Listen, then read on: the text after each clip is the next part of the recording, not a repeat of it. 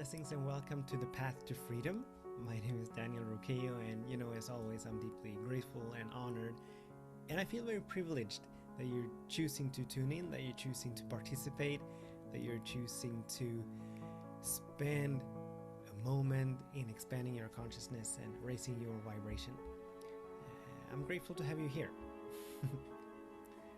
And so welcome to this session that is about overcoming fear, which is one of the most major stumbling blocks that we will ever encounter as we walk along the path of freedom, as we walk along the path of manifestation, along the path of awakening. Because whenever we move, most of us are so used to staying in our comfort zones, so used to remaining the same year in, year out, decade in, decade out. But once we begin to move along the path of freedom, and once we begin to say yes and willingly participate in forever allowing for greater and greater expressions of that, of who and what we are, of allowing for more good than we could ever imagine to flow into our lives, for us to move forward, we need to change. Not once, not every once in a while, but over and over and over and over again. Constantly allowing for the release and let go of the old version of who and what we used to be, so that the new may emerge. And as we move into these uncharted territories, as we move out of our comfort zones, the ego reacts. And it reacts with fear, seeking to keep us where we are, seeking to keep us from growing, from expanding. And so we may experience a lot of fear about the future. And we need to find a way to overcome these fears in order to move forward, and in order to align ourselves with the sacred laws, so that they may begin to work for us, support us, guide and lead, and move us in the direction of the good that we desire, in the direction of our intentions, in the direction of our visions. When overcoming fear, there are two things we need to realize. First of all, the fear, it has no validity in most cases. It has no validity at all. It is not a truth. It is not real in the sense that it is what is. I mean, it is what it is inside of us. We experience the fear, and that is real. But in terms of reality with a capital R, the fear is not real, because the fear arises, the fear is an emotional response, or actually emotional reaction, to stories and fantasies and make-up beliefs about what may or may not happen in some future moment. That's what the fear is. So the ego projects stories, fantasies, beliefs about worst case scenarios, doom and gloom, about how bad it is and how bad it's gonna get. And these stories, when we buy into them, when we attach ourselves to them, we experience fear.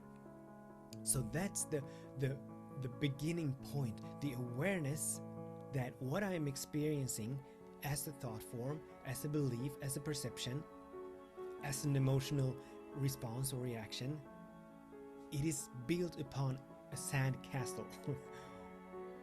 It is built upon something that is not a foundational structure. It is built upon a perception or a story that I have about the future.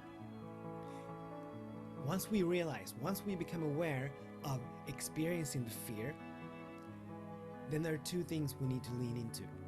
First of all, to allow for space to open up, so that we can unattach ourselves, so that we can break free from these fears and these stories.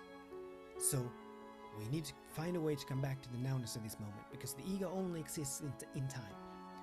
We have past, we have present, we have the future. And as long as we are in time, in the linearity of time, then we are going to be caught up and captured and held prisoner by these fantasies, these stories. So we need to find a way to come back out of time, to move ourselves out of time, to come back to the nowness of this moment. And my absolute number one favorite tool to do that is to simply come back to the breath. So I become aware of the stories that I'm entertaining, the stories that I'm buying into. I become aware of them. I take a couple of deep breaths, allowing for a space to open up between me and the story, allowing for me to move back into the consciousness that I am, observing, witnessing the content that flows through the consciousness. And from here on out, I lean into what I know to be true. And what I know to be true is that all is well in every single moment, that something wonderful is always happening, that everything is working for the highest good. So we lean into, we find a way, once we've anchored ourselves, once we've centered ourselves, we lean into the knowing and feeling of the fundamental goodness of spirit. That life is good, regardless of my perceptions of it, regardless of my judgments of it, regardless of my thoughts and opinions about it, thoughts as to what should and should not be. Life is good, fundamentally. And this is eternal. This is not something that goes in and out.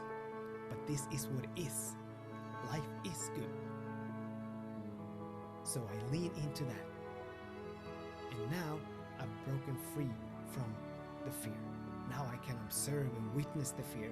I can still move forward, not run by the fear, but in spite of the fear.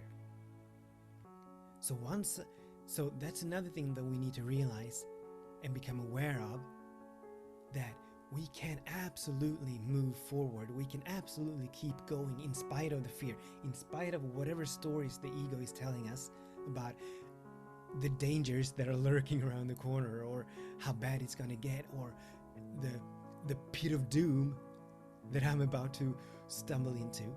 I can keep moving forward in the direction of the good that I desire, in the direction of my intentions, in the direction of our visions. We can still keep moving forward in spite of the fear. However, and when we do that, we evoke the sacred laws to work for us, because we are not run by the fear, but we are motivated, we are moving from a space of trusting, of knowing that all is well. And as the sacred laws can only mirror our predominant vibration, when we move from that space, they can only reflect and mirror back the essence and the substance of that knowing and feeling. So now we've got the whole universe at our back, supporting, moving, guiding, leading us in the direction that we want to go in. On the other side, if we choose to, or choose not to, or it's not always a conscious choice, but when we move out of fear, then we are, the message that we're sending, the vibrational message that we're carrying, is that something bad is going to happen. Life is not good. Life is not for me. All is not well. Something wonderful is not always happening. Everything is not working for the highest good. And as the sacred laws can only reflect and mirror back what we project in terms of a vibration, consciousness always precedes form. When we move out of fear, we're actually calling forth into our experience the very thing that we are fearing, the substance and essence of what we are fearing. So, how to overcome fear? Become aware that I am experiencing fear.